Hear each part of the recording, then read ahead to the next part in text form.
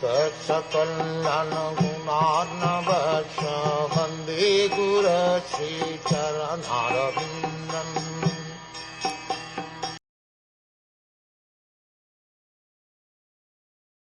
Thereafter, influenced by the interactions of eternal time, the supreme sum total of matter called the Mahat Tattva became manifested, and in this Mahat Tattva the unalloyed goodness, the Supreme Lord, sowed the seeds of universal manifestation out of his own body.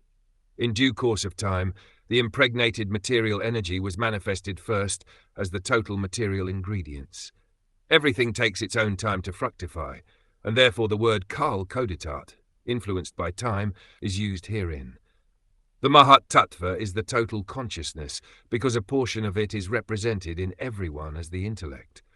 The Mahat Tattva is directly connected with the supreme consciousness of the Supreme Being, but still it appears as matter.